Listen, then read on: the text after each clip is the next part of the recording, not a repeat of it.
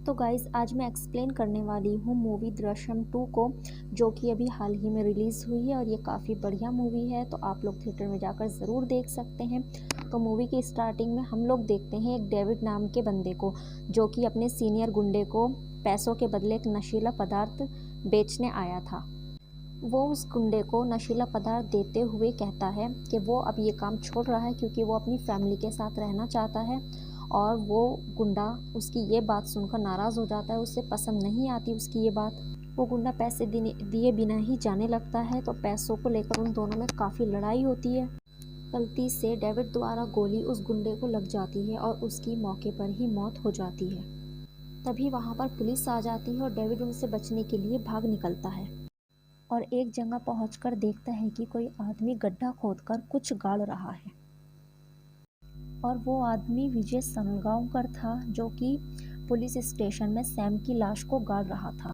और ये सब डेविड देख लेता है, लेकिन उस वक्त उसको अपनी जान प्यारी होती है तो वो वहाँ से चला जाता है। डेविड घर पहुंचकर वहाँ से अपनी फैमिली के साथ भागने की तैयारी करने लगता है। तभी वहाँ पुलिस आती है और डेविड को पकड़कर ले जाती है।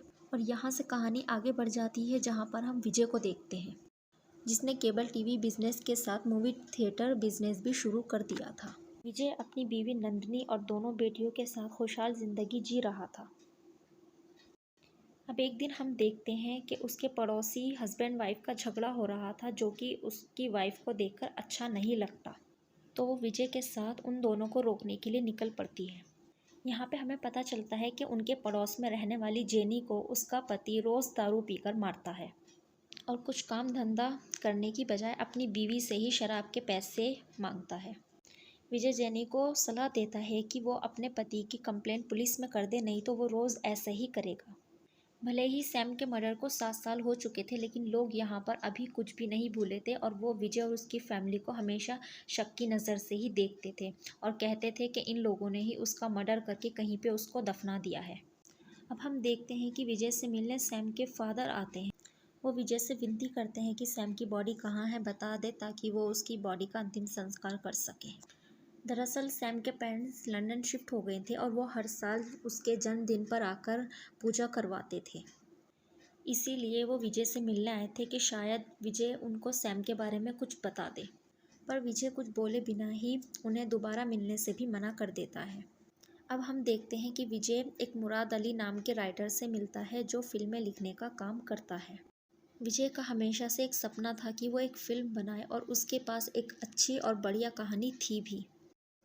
इसीलिए उसने मुराद से मिलकर उस कहानी को लिखने का सोचा था। कहानी लगभग पूरी हो चुकी थी, लेकिन विजय को उसकी एंडिंग पसंद नहीं आ रही थी। इसीलिए वो फिल्म की नई एंडिंग लिखने के सिलसिले में उनसे मिलने आया था। विजय ने अपनी ज़मीन का एक हिस्सा बेचकर मूवी थिएटर शुरू किया था और उस ज़मीन में जेनी और उसका हस्बैंड रहते थे। विजय एक आदमी से मिलने जाता है जो कब्रिस्तान में काम करता था और उसकी आर्थिक स्थिति ठीक नहीं होती है, तो विजय उसकी पैसों में काफ़ी मदद करता है। पर वो उसके ऊपर इतना मेहरबान क्यों है, ये हमें आगे पता चलेगा। अब हम देखते हैं डेविड को, जो जेल से छुटकर सीधा अपने परिवार के पास जाता है। डेविड के जाने के बाद उसकी पत्नी किसी तरह से अपना गुजारा कर रही थी और उसकी ये हालत देखकर डेविड ठान लेता है कि उसने सब खराब किया था तो वही सब सही करेगा। फिर हम देखते हैं कि सैम के घर में उसकी आत्मा की शांति के लिए पूजा चल रही होती है, लेकिन उसकी माँ को अभी भी शांति नहीं होती है। विजय और उसके परिवार पर उन्हें अभी भी गुस्सा होता है और वो चाहती हैं कि उन सबको सज़ा मिले। अब विजय अपने एक दोस्त से मिलने जाता है, जो कि उसकी फिल्म में काम करने वाला था। वो दोनों बैठकर शराब पी रहे होते हैं। तभी उसका दोस्त विजय से कहता है कि क्या हो अगर तुम्हारी फिल्म की कहानी चोरी हो जाए। तो विजय कहता है कि ऐसा नहीं हो सकता, क्योंकि उसने किताब लिखकर कहानी का कॉपीराइट ले लिया है, तो मेरी कहानी अब कोई नहीं चुरा सकता। उसके बाद हम जेनी और नंदिनी को आपस में बातें करते हुए देखते हैं। इसी बीच जेनी नंदिनी से कहती है कि लोगों में ये बात फैली हुई है अंजू का सैम के साथ कोई चक्कर चल रहा था और विजय ने उन दोनों को गलत हालत में देख लिया था, इसीलिए विजय ने सैम को मार डाला। ये सारी बातें सुनकर नंदिनी को बहुत ज़्यादा गुस्सा आ जाता है और इसी गुस्से में वो सारी बातें बोलने लगती है जो उसे नहीं बोलनी चाहिए। और जब उसे ध्यान आता है तो वो रुक जाती है। अब अगले दिन हम देखते हैं कि उनके घर पर पुलिस आ जाती है, जिसको देखकर वो सब डर जाते हैं। पर विजय घबराने की बजाय शांत होकर सबको समझाता है कि कुछ भी हो जाए हम सबको नॉर्मल रहना है, नहीं तो उन सबको शक हो सकता है। तभी हमें यहाँ पर पता चलता है कि पुलिस उनके लिए नहीं बल्कि जेनी के लिए आई, क्योंकि उसने अपने पति की कंप्लेन कर दी थी। थोड़ा बहुत समझाने के बाद पुलिस वहाँ से चली जाती है, लेकिन जेनी का पति विजय से बहुत ज़्यादा नाराज़ हो जाता है। 7 साल पहले हुए उस वाक़ये के बाद अंजू को अटैक आने लगे थे, जिससे उसे डर के मारे दौरे पड़ना शुरू हो जाते थे, और आज वो डर वापस आ गया था पुलिस को देखकर। अब हम देखते हैं कि डेविड चाय के दुकान के मालिक के पास काम मांगने के लिए जाता है, तो मालिक उसे विजय से कांटेक्ट करने के लिए कहता है, ये कहकर कि वो तुम्हारी मदद कर पाएगा, और यहाँ पर डेविड और विजय की मुलाकात होती है। लेकिन डेविड को उस वक्त कुछ भी याद नहीं आता कि उसने विजय को पहले भी कभी देखा है। अब हम आईजी ऑफिसर तरुण को देखते हैं, जो अब सैम मर्डर केस को हैंडल कर रहा था, और वो सस्पेंड पुलिस ऑफिसर गायतोंडे को अपने पास बुलाते हैं। यहाँ पर हम देखते हैं कि ये सब मीरा देशमुख के कहने पर हो रहा था। यहाँ पर हमें एक बड़ा राज पता चलता है कि जेनी और उसका हस्बैंड कोई आम नागरिक नहीं है, बल्कि वो पुलिस ऑफिसर होते हैं, और उनको यहाँ पर विजय और उसकी फैमिली पर नज़र रखने के लिए भेजा गया है। ये सारा प्लान मीरा और तरुण का होता है, जिन्होंने उसके घर पे यानी कि विजय के घर पे हर जगह माइक लगा रखे होते हैं, ताकि उस केस से जुड़ी कोई भी बात हो तो उन्हें पता लग जाए। और जेनी नंदिनी से की हुई सारी बातें रिकॉर्ड करती थी, और उन्हें रिकॉर्डिंग से ही पता चलता है कि विजय ने सैम की बॉडी को कहीं और शिफ्ट किया था। काफ़ी सोचने के बाद भी तरुण को नहीं पता चलता कि विजय ने सैम की बॉडी को कहाँ छुपाया होगा। अब पुलिस फिर से पूछताछ करनी शुरू कर देती है, लेकिन काफ़ी मशक्क़त करने के बाद भी उन्हें कोई सुराग हाथ नहीं मिलता। और फिर हम देखते हैं आईजी ऑफिसर तरुण विजय के घर पहुंच जाता है, और उसको देखकर उसकी पूरी फैमिली डर जाती है, क्योंकि अचानक से एक आईजी ऑफिसर का घर आना यानी कि खतरे की घंटी। तरुण बड़े आराम से सभी से बातें करते हुए अपनी बात घुमा फिरा कर कह जाता है कि अब तक जो वो इतनी शांति से जी रहे थे, आने वाले समय में उनकी शांति भंग होने वाली है। उस वक्त विजय घर पर नहीं होता है, लेकिन जब वो घर पर आता है तो नंदिनी उसको सारी बातें बता देती है, और पूछती है कि आखिर तुमने उसकी बॉडी छुपाई कहाँ है, क्योंकि जब भी पता चलता है कि पुलिस कहीं खुदाई कर रही है तो हमारी सांसें अटक जाती हैं। नंदिनी की हालत देखने के बाद भी विजय नहीं पिघलता और ना ही उसको कुछ बताता है, और उसे नहीं बताता कि बॉडी कहाँ पे है, क्योंकि इस बात का किसी और को ना पता चलना ही उसके परिवार को सुरक्षित रख सकता था। आसपास के लोगों की बातचीत करने से डेविड को पता चलता है कि विजय के ऊपर खून का इल्ज़ाम है। तब जाके उसे याद आता है कि 7 साल पहले उसने विजय को कुछ गाड़ते हुए देखा था। शायद खून करने के बाद वो वहाँ पर लाश गाड़ रहा था। पुलिस ने विजय से जुड़ी कोई भी जानकारी देने के लिए 5 लाख रुपए का इनाम रखा था, और उस वक्त डेविड को पैसों की बहुत ज़रूरत थी, तो इसीलिए वो पुलिस स्टेशन पहुंच जाता है वो सब बताने के लिए जो उसने देखा था। 5 लाख की जगह वो सैम की फैमिली से 25 लाख लेता है, और बता देता है जिस पुलिस स्टेशन में आप लोग खड़े हैं वहीं पर विजय ने बॉडी को गाड़ा था। ये सुनकर सभी लोग शॉक्ड रह जाते हैं कि अब तक उनके दिमाग में ये बात कैसे नहीं आई। बिना किसी को पता लगे पुलिस स्टेशन में खुदाई का काम शुरू हो जाता है, और विजय को किसी तरह पता चल जाता है कि पुलिस स्टेशन में खुदाई हो रही है। इतने सालों में पहली बार उसके चेहरे पर घबराहट देखने को मिलती है, और वो तुरंत अपने सीसीटीवी कैमरे में वहाँ की पूरी हरकत देखने लगता है। वो देखता है कि सैम की बॉडी जो पूरी तरह से कंकाल बन गई है वो उन लोगों के हाथ लग चुकी है, और अब कंफर्म करने के लिए टेस्ट के लिए उस बॉडी को भेज दिया जाता है। अब इतना सब होने के बाद तरुण कोर्ट की तरफ से परमिशन लेकर सवाल जवाब करने के लिए विजय के पूरे परिवार को हिरासत में ले लेता है। तरुण विजय के सामने उसके पूरे परिवार को टॉर्चर करना शुरू कर देता है, ताकि विजय सब कुछ सच बता दे। विजय सब सह सकता था, पर अपने परिवार को इतनी तकलीफ में वो नहीं देख सकता था। इसीलिए वो सारा सच बताने के लिए तैयार हो जाता है। विजय कन्फेस कर लेता है कि उसने ही सैम को मारा था और उसके परिवार की इसमें कोई भी गलती नहीं है। यहाँ पे विजय ये नहीं बताता कि सैम ने उसकी बेटी के साथ क्या किया था और उसे मारने की भी असली वजह नहीं बताता, बल्कि सारा इल्ज़ाम अपने ऊपर ले लेता है। मुराद को जब टीवी के ज़रिए विजय के बारे में पता चलता है तो वो सीधे सैम की फैमिली और तरुण से मिलने के लिए आ जाते हैं, क्योंकि वो कुछ ऐसा जानते थे जो उन लोगों को जानना ज़रूरी था। वो बताते हैं कि वो विजय से 2016 में मिले थे और विजय ने उनको अपना नाम विजय सनगांवकर नहीं विजय गोडबोले बताया था। वो बताते हैं कि उसके पास एक कहानी थी जिस पर वो एक फ़िल्म बनाना चाहता था और मैंने उसकी कहानी सुनी तो वो वाकई में ही शानदार कहानी और उसने मुझे पैसे दिए और मैंने लिखना शुरू किया। और उसने एक शर्त रखी कि जब तक स्क्रिप्ट अच्छे से तैयार नहीं हो जाती हम लोग फ़िल्म बनाना शुरू नहीं करेंगे। कहानी कुछ ऐसे थी। राम नाम का एक मिडिल क्लास आदमी होता है जिसका यतीन नाम का एक बेटा होता है।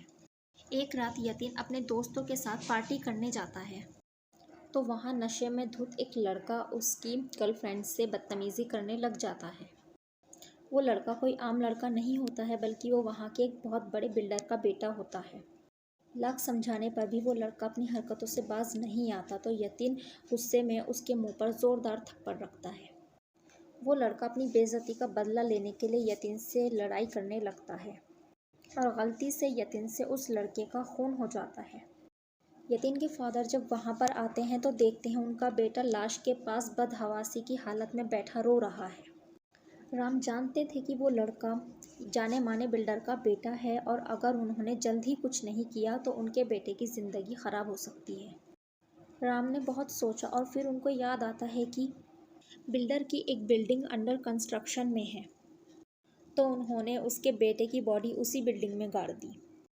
राम अच्छी तरह से जानता था कि एक ना एक दिन पुलिस उसकी बॉडी को ढूंढ ही लेगी, इसलिए वो अपने परिवार को बचाने के लिए अपने खिलाफ ही सबूत इकट्ठा करने लगता है। और फिर इसके बाद फिल्म का क्लाइमैक्स है कि राम पकड़ा जाता है और सारा इल्ज़ाम अपने सर ले लेता है। हम दोनों ही फिल्म की एंडिंग से खुश नहीं थे और इसीलिए फिल्म बन नहीं पाई। उसे डर था कि कहीं कहानी चोरी ना हो जाए, इसीलिए उसने उस कहानी को किताब के रूप में पब्लिश करवा दिया। बात यहाँ पे ये है कि वो किताब विजय के नाम पर नहीं बल्कि मेरे नाम पर छपी थी और उसका सारा प्रोसेस भी मेरे नाम पर ही हुआ था। उधर हम देखते हैं कि विजय को कोर्ट में पेश किया जाता है तो वो अपने दिए गए कन्फेशन को नकारते हुए कहता है कि ये पुलिस द्वारा मुझसे ज़बरदस्ती बुलवाया गया है। विजय की वकील कोर्ट में एक दृश्यम नाम की किताब पेश करती है और कहती है कि पुलिस ने सारी कहानी इस किताब से चुराई है और वही कहानी विजय से बुलवाई गई है। हमें अब जाकर पता चलता है कि विजय कितना ज़्यादा चालाक इंसान है कि वो इतने सालों से शांत नहीं बैठा था। वो अपने आगे के प्लान की तैयारी कर रहा था और उसने वो किताब इसलिए छपवाई थी ताकि वक्त आने पर वो उसे सबूत के तौर पर इस्तेमाल कर सके। मुराद अली बताते हैं कि विजय ने मुझसे जानकारी ली कि अगर बॉडी मिल जाए तो उसके बाद पुलिस द्वारा क्या प्रोसेस होता है, तो मैंने सारी जानकारी दी और उसके हिसाब से उसने नई एंडिंग बनाई, लेकिन वो इतनी ज़्यादा रिस्की थी कि हमने उसे खारिज कर दिया। अब कोर्ट में एक और बात निकल कर आती है कि पुलिस स्टेशन में जो कंकाल मिला था वो सैम का है ही नहीं। मुराद अली फिल्म की एंडिंग सुनाते हुए बताते हैं कि हीरो को पता था कि पुलिस को लाश कभी ना कभी मिल ही जाएगी, इसलिए उसने उसी दिन से प्लानिंग करनी शुरू कर दी। ये फिल्म की कहानी तो है, पर जो फिल्म की कहानी है वही विजय की सच्चाई है, तो इसे सिर्फ फिल्म की कहानी नहीं बल्कि विजय की कहानी समझिएगा। तो वो उसी दिन से एक ऐसी बॉडी की तलाश करने लगा जिसकी उम्र 17 साल हो और कद काठी सैम के बराबर हो, जिसकी मौत सर पर चोट लगने की वजह से हुई हो। एक दिन उसकी तलाश ख़त्म हो जाती है क्योंकि उसे सेम वैसी ही बॉडी मिल गई थी और वो बॉडी उसके परिवार ने एक कब्रिस्तान में दफनाई थी। जो इंसान कब्रिस्तान की देखभाल करता था विजय उससे जाकर मिलता है और दोस्ती करता है और ये वही इंसान होता है जिसको हमने मूवी की स्टार्टिंग में देखा था। विजय को उसकी कमज़ोरी का पता चल जाता है कि वो बहुत गरीब है, तो वह पैसे देकर उसकी हर तरह से मदद करने लगता है। विजय ने बॉडी को कंकाल बनने तक का वेट किया और तब तक उस आदमी का भरोसा जीता और सही वक्त आने पर उसने अपनी ज़रूरत आदमी को बता दी। विजय ने उस आदमी के लिए इतना सब किया था कि वह मना नहीं कर पाया और उस लड़के के कंकाल को निकालकर विजय को दे दिया। इसी बीच विजय ने ये पता भी लगा लिया कि अगर पुलिस को बॉडी मिल गई तो आगे की कार्रवाई क्या होगी। बॉडी मिलने के बाद पुलिस बॉडी को मेडिकल के लिए ले जाएगी। वहाँ उसकी जांच की जाएगी कि उसका जेंडर क्या है और वो कैसे मरा। फिर ये सभी जानकारी मिलने के बाद उसे डीएनए टेस्ट के लिए भेजा जाएगा। विजय ये पता कर लेता है कि उसके शहर में ये सभी चीज़ें कहाँ होती हैं और फिर उसी जगह के वॉचमैन से दोस्ती कर लेता है। और ये वही इंसान था जिसके साथ विजय शराब पिया करता था। उसने उससे दोस्ती ही इसलिए की थी ताकि सही वक्त आने पर वह उसका इस्तेमाल कर सके। जब कंकाल मेडिकल कॉलेज में आ जाता है तो उसी दिन विजय वॉचमैन से पार्टी करने के लिए कहता है और बहुत ज़्यादा शराब पिलाकर उसे नशे में धुत कर देता है। फिर उसके बाद जाकर वो सैम के कंकाल को उस लड़के के कंकाल से बदल देता है जो वो कब्रिस्तान से लाया था और इसीलिए टेस्ट में ये आता है कि वो कंकाल सैम का नहीं था। जो कन्फेशन पुलिस ने विजय से करवाया था उससे ये साबित होता है कि उससे एक किताब की कहानी बुलवाई गई है और जो एक लौता सबूत था यानी कि सैम की बॉडी, उससे भी ये कंफर्म नहीं हो पाया कि वह सैम की ही बॉडी है। और यहाँ पर कोर्ट विजय को रिहा कर देती है। विजय जब कोर्ट से बाहर निकल रहा होता है तो सैम के पेरेंट्स वहीं पर खड़े होते हैं और वो उनसे नज़रें नहीं मिला पाता क्योंकि भले ही वो कितनी सफाई दे लेकिन वही जानता था कि उन लोगों पर क्या बीत रही होगी। फिर हम देखते हैं कि विजय सैम के कंकाल को जला देता है और फिर उसकी अस्थियों की राख बनाकर एक लेटर के साथ सैम के घर भेज देता है। उस लेटर में लिखा था कि जो आपने मुझसे मांगा वो मैंने आपको दे दिया है। अब आपसे एक रिक्वेस्ट है कि आप मेरे परिवार से अब दूर रहिएगा। हम देखते हैं कि सैम के पेरेंट्स उसकी अस्थियों को पानी में विसर्जित कर देते हैं ताकि उसकी आत्मा को शांति मिल सके और सैम के पिता उसकी मॉम को समझाते हैं कि जो हुआ हमें उसको भूलना होगा और आगे बढ़ना होगा। यहाँ पे हम देखते हैं कि विजय उन दोनों को दूर खड़े होकर देख रहा है जिसका मतलब ये है कि वो उन लोगों पर शुरू से ही नज़र रख रहा था। फिल्म के लास्ट में हम विजय को उसके परिवार के साथ खुश देखते हैं और वह अपने मन में बोल रहा होता है कि हर इंसान की 3 तरह की दुनिया होती है, एक जो उसके अंदर है, दूसरी जो उसके बाहर है और तीसरी वो जो इन दोनों के बीच वो अपने लिए बनाता है जिसके बिना वो जी नहीं सकता। और मेरे लिए मेरी फैमिली ही वो दुनिया है। उनके लिए मैं कुछ भी कर सकता हूँ, किसी भी हद तक जा सकता हूँ, फिर चाहे मुझे कोई मतलबी कहे या खुदगर्ज। और इसी के साथ ये फ़िल्म यहीं पर एंड हो जाती है। दोस्तों ये फ़िल्म बहुत अच्छी लगी मुझे पर्सनली। आप लोगों को भी अगर अच्छी लगे तो आप लोग भी कमेंट करके बताइए और वीडियो को लाइक करने के साथ साथ चैनल को भी सब्सक्राइब कीजिए। आप प्लीज़ मुझे सपोर्ट कीजिए, मैं ऐसे ही वीडियो आपके लिए बनाती रहूँगी। तो बाय, थैंक यू।